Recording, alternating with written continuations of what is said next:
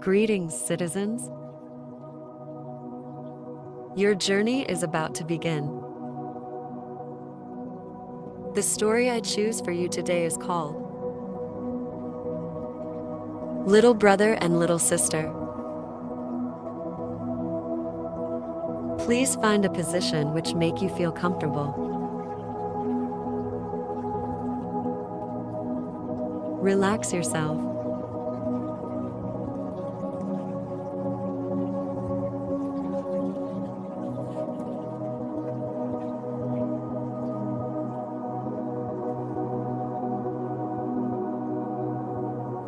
Little brother took his little sister by the hand and said, "Since our mother died, we have had no happiness. Our stepmother beats us every day, and if we come near her, she kicks us away with her foot.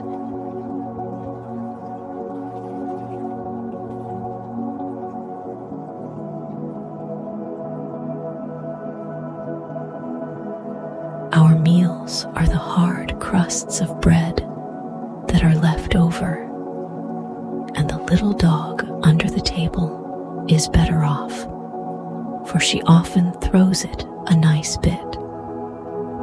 May heaven pity us, if our mother only knew. Come, we will go forth together into the wide world."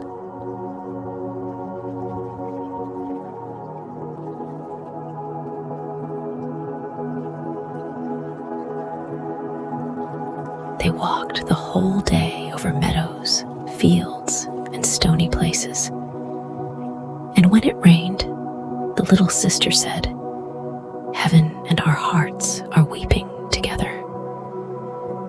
In the evening, they came to a large forest, and they were so weary with sorrow and hunger and the long walk that they lay down in a hollow tree and fell asleep.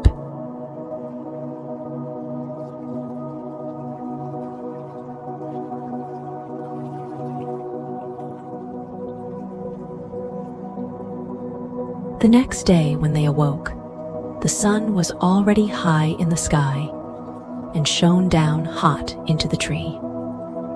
Then the brother said, "Sister, I am thirsty.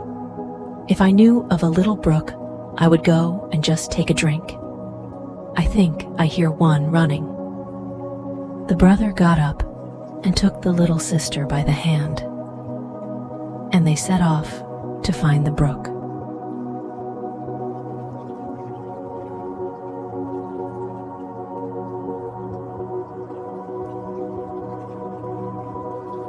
The wicked stepmother was a witch and had seen how the two children had gone away and had crept after them privily, as witches do creep, and had bewitched all the brooks in the forest.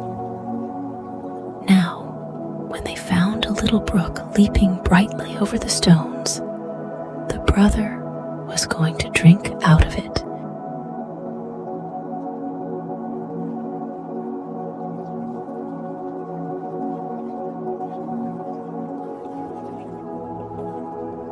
But the sister heard how it said as it ran, "Who drinks of me will be a tiger.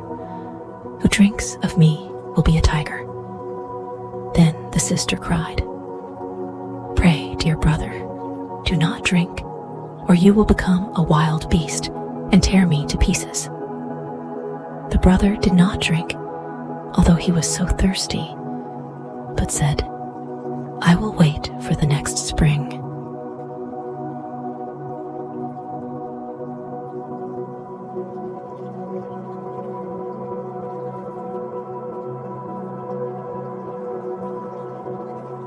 When they came to the next brook, the sister heard this also say, "Who drinks of me will be a wolf. Who drinks of me will be a wolf." Then the sister cried out, "Pray, dear brother, do not drink, or you will become a wolf and devour me." The brother did not drink and said,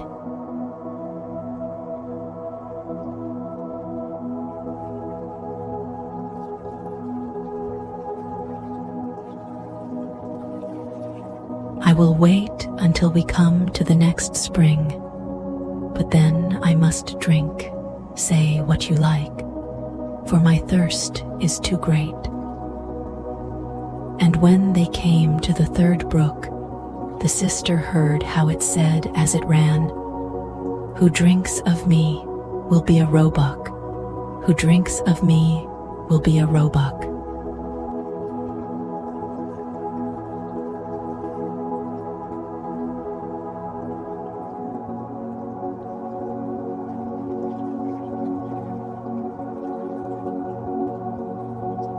The sister said, "Oh, I pray you, dear brother, do not drink, or you will become a roebuck and run away from me." But the brother had knelt down at once by the brook, and had bent down and drunk some of the water, and as soon as the first drops touched his lips, he lay there a young roebuck.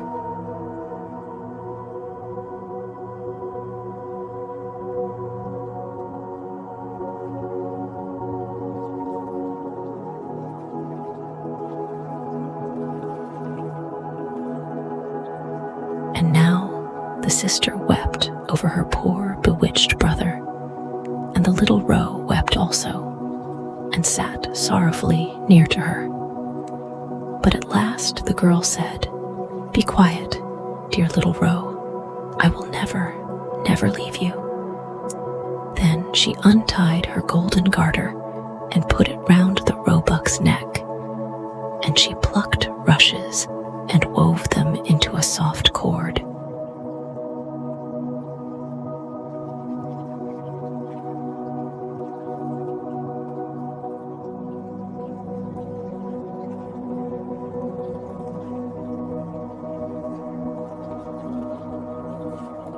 With this, she tied the little beast and led it on, and she walked deeper and deeper into the forest. And when they had gone a very long way, they came at last to a little house, and the girl looked in. And as it was empty, she thought, "We can stay here and live."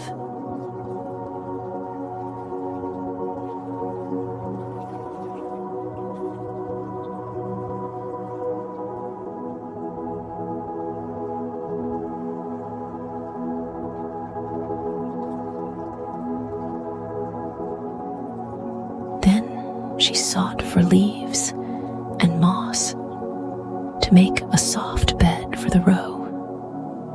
And every morning she went out and gathered roots and berries and nuts for herself, and brought tender grass for the roe, who ate out of her hand and was content and played round about her.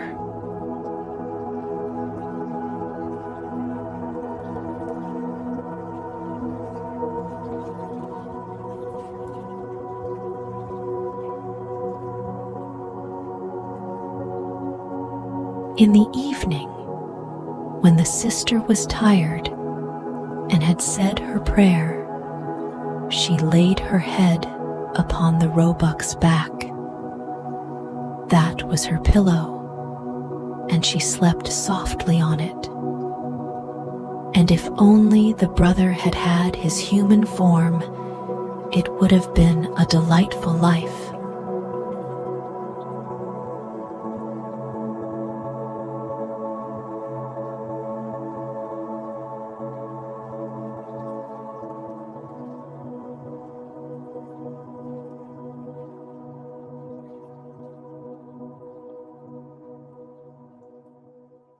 For some time they were alone like this in the wilderness.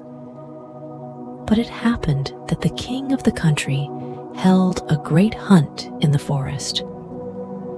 Then the blasts of the horns, the barking of dogs, and the merry shouts of the huntsmen rang through the trees, and the roebuck heard all, and was only too anxious to be there.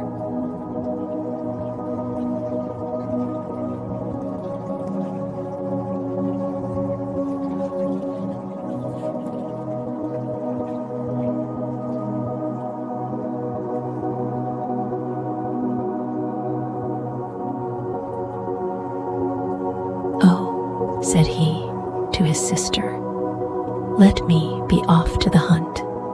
I cannot bear it any longer." And he begged so much that at last she agreed. "But," said she to him, "come back to me in the evening. I must shut my door for fear of the rough huntsman. So knock and say,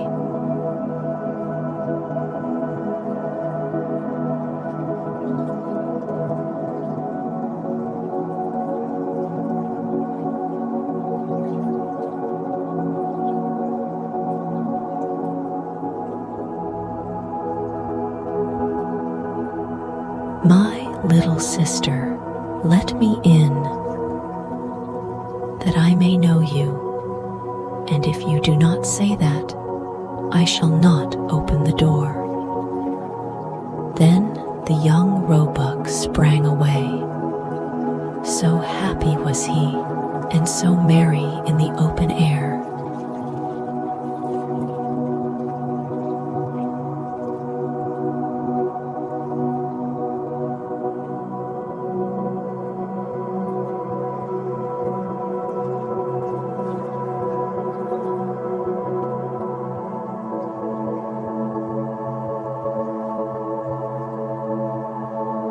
The king and the huntsman saw the pretty creature and started after him, but they could not catch him. And when they thought that they surely had him, away he sprang through the bushes and could not be seen. When it was dark, he ran to the cottage, knocked, and said, "My little sister, let me in."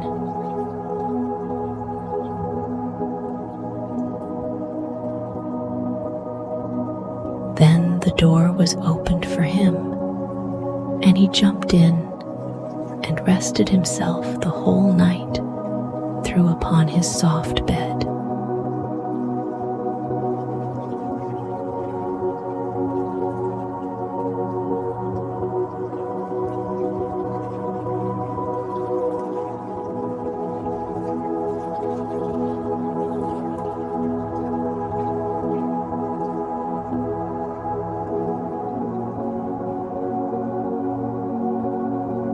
The next day, the hunt went on afresh.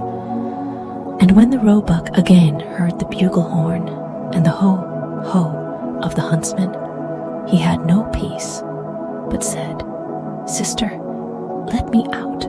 I must be off." His sister opened the door for him and said, "But you must be here again in the evening and say your password."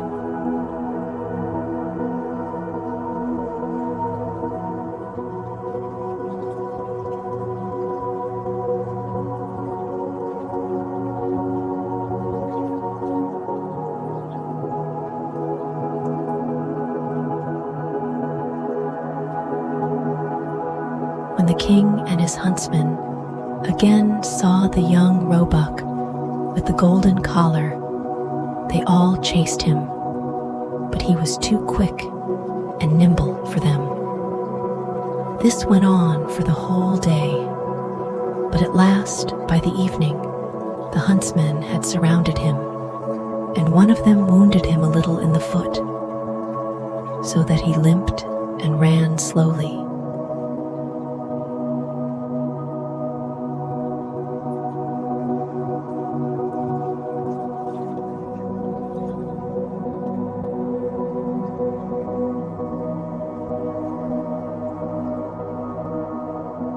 Then a hunter crept after him to the cottage and heard how he said, "My little sister, let me in," and saw that the door was opened for him and was shut again at once. The huntsman took notice of it all and went to the king and told him what he had seen and heard. Then the king said, "Tomorrow we will hunt once more."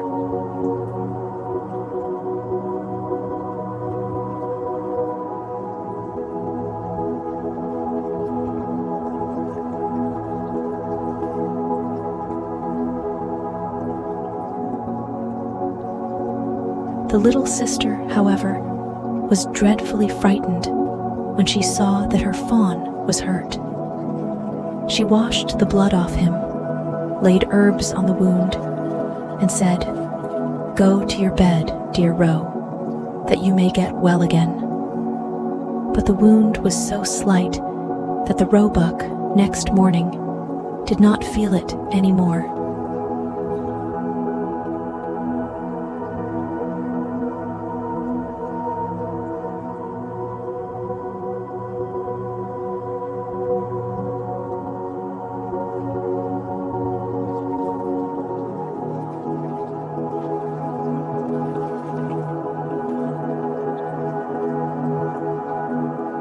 And when he again heard the sport outside, he said, "I cannot bear it. I must be there. They shall not find it so easy to catch me." The sister cried and said, "This time they will kill you, and here am I alone in the forest and forsaken by all the world. I will not let you out. Then you will have me die of grief."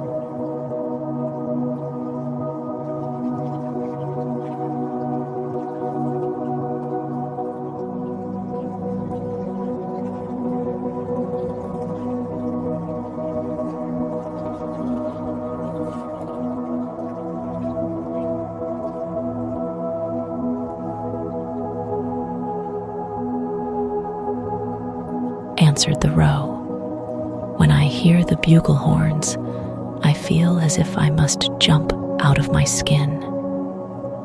Then the sister could not do otherwise, but opened the door for him with a heavy heart, and the roebuck, full of health and joy, bounded into the forest.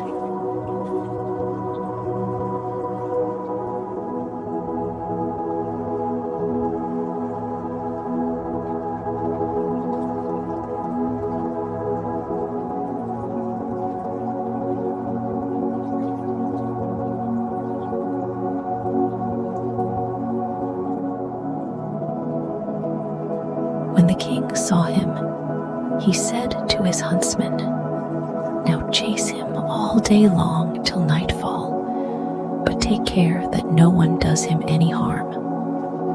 As soon as the sun had set, the king said to the huntsman, "Now come and show me the cottage in the wood." And when he was at the door, he knocked and called out, "Dear little sister, let me in."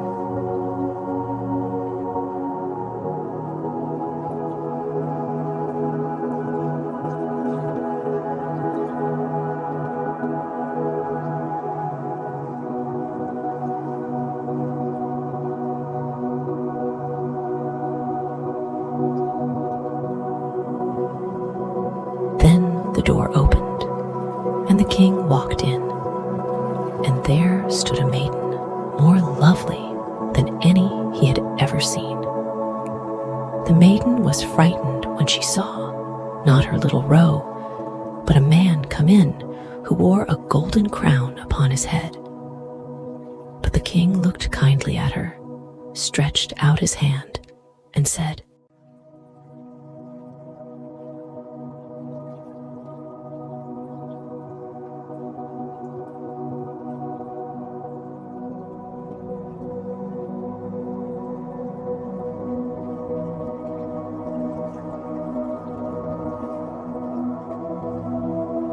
"Will you go with me to my palace and be my dear wife?" "Yes, indeed," answered the maiden, "but the little roe must go with me. I cannot leave him." The king said, "It shall stay with you as long as you live, and shall want nothing."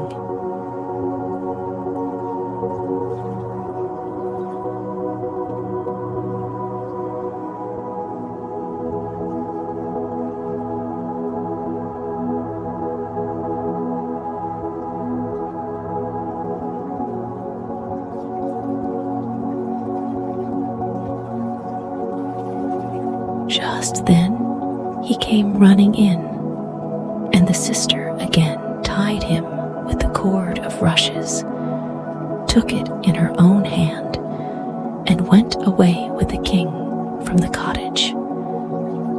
The king took the lovely maiden upon his horse and carried her to his palace, where the wedding was held with great pomp.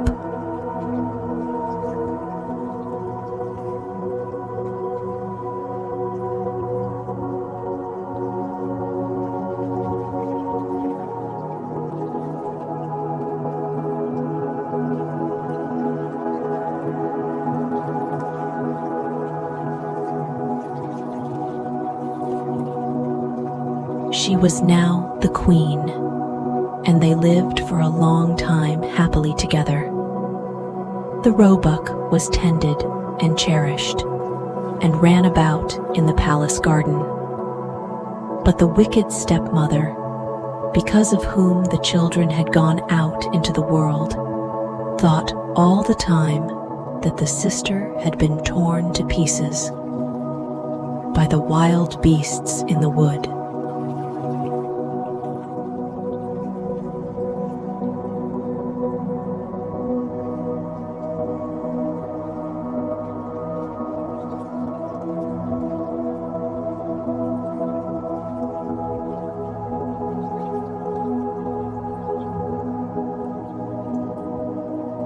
And that the brother had been shot for a roebuck by the huntsman.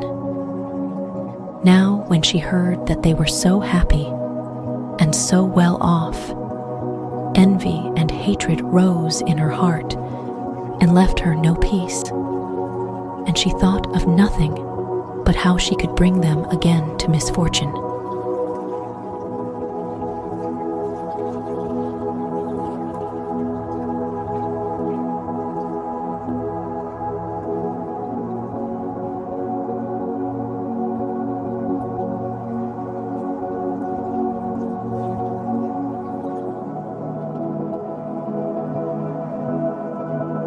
Her own daughter, who was ugly as night and had only one eye, grumbled at her and said, "A queen! That ought to have been my luck." "Only be quiet," answered the old woman, and comforted her by saying, "When the time comes, I shall be ready."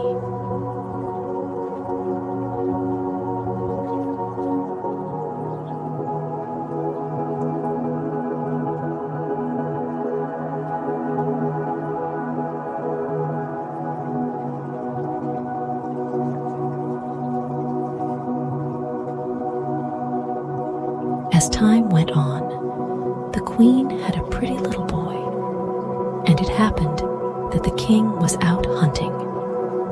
So the old witch took the form of the chambermaid, went into the room where the queen lay, and said to her, "Come, the bath is ready. It will do you good and give you fresh strength. Make haste before it gets cold."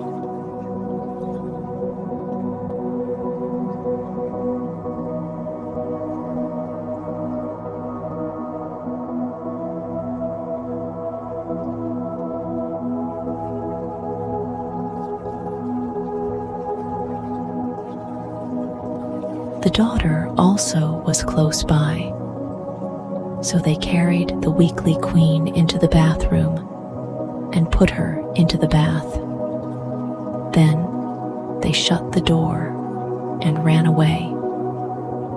But in the bathroom, they had made a fire of such deadly heat that the beautiful young queen was soon suffocated.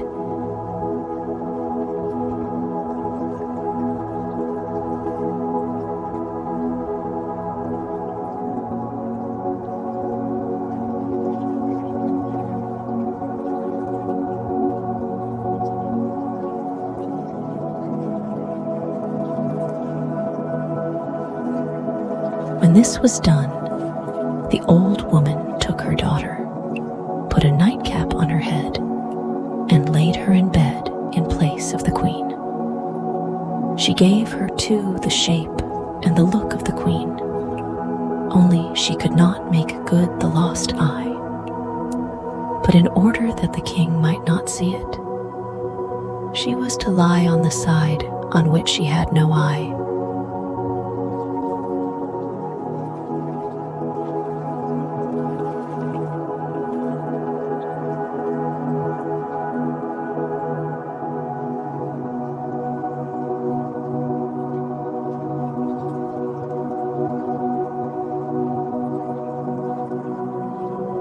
In the evening, when he came home and heard that he had a son, he was heartily glad and was going to the bed of his dear wife to see how she was. But the old woman quickly called out, "For your life, leave the curtains closed. The queen ought not to see the light yet and must have rest."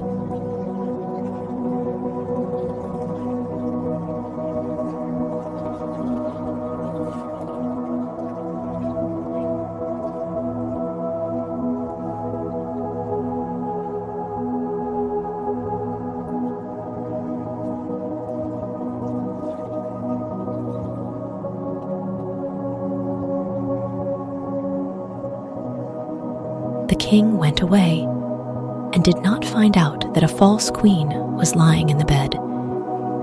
But at midnight, when all slept, the nurse, who was sitting in the nursery by the cradle, and who was the only person awake, saw the door open and the true queen walk in.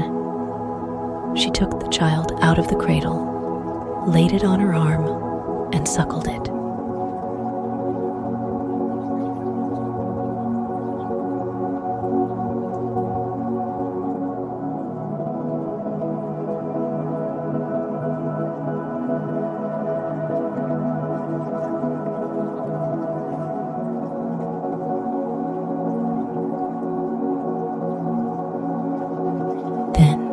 She shook up its pillow, laid the child down again, and covered it with the little quilt.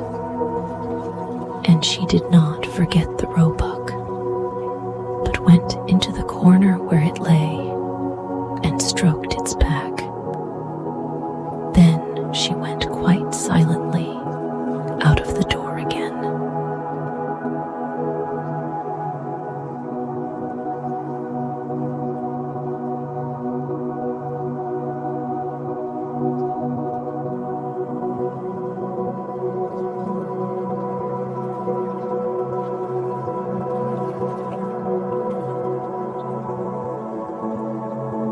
The next morning, the nurse asked the guards whether anyone had come into the palace during the night. But they answered, "No, we have seen no one." She came thus many nights and never spoke a word.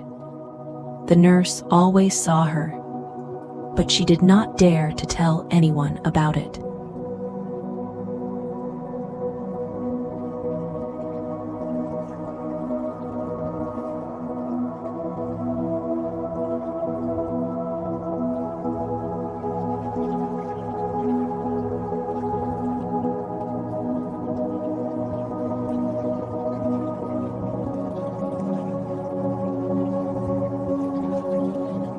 When some time had passed in this manner, the queen began to speak in the night and said, "How fares my child? How fares my roe? Twice shall I come, then never more." The nurse did not answer, but when the queen had gone again, went to the king and told him all.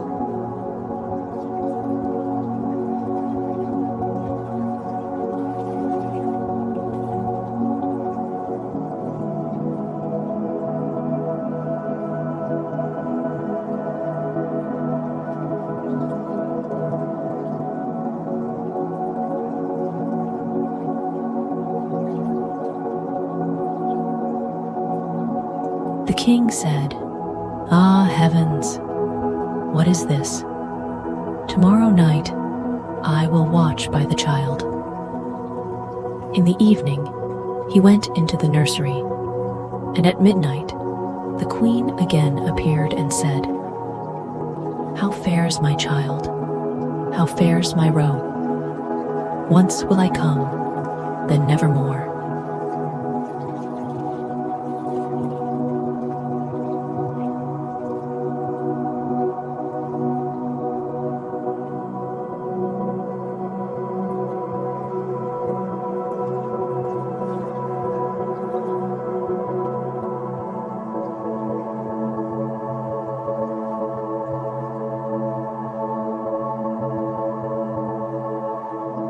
And she nursed the child as she was wont to do before she disappeared.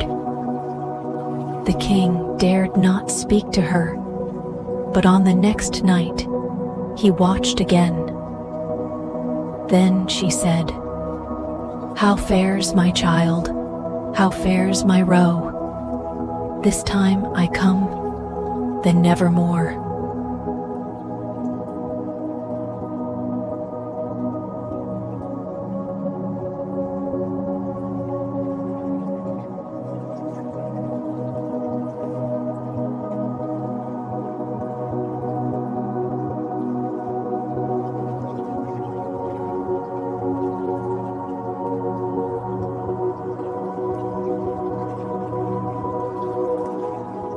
Then the king could not restrain himself.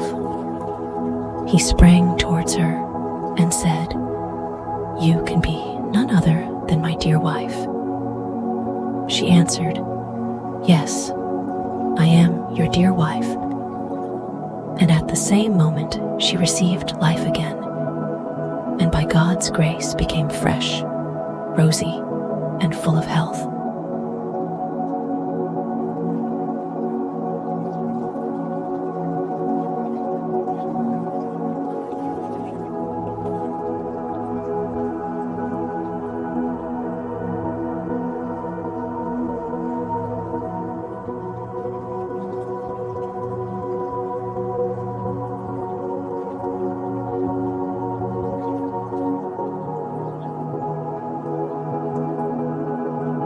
Then she told the king the evil deed which the wicked witch and her daughter had been guilty of towards her. The king ordered both to be led before the judge, and judgment was delivered against them.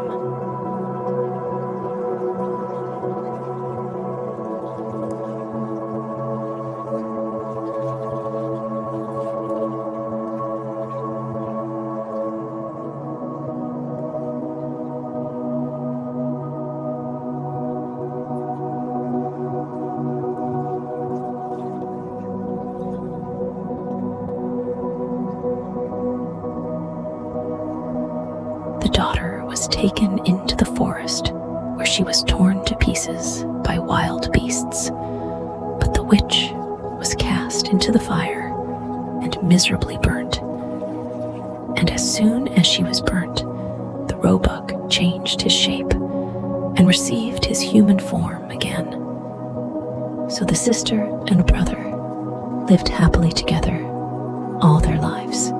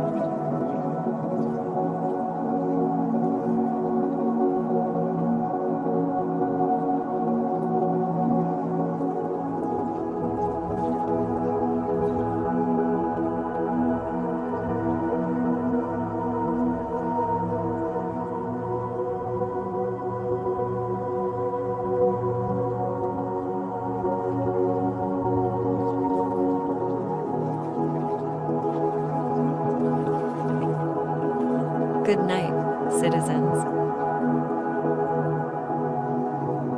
Have a nice dream.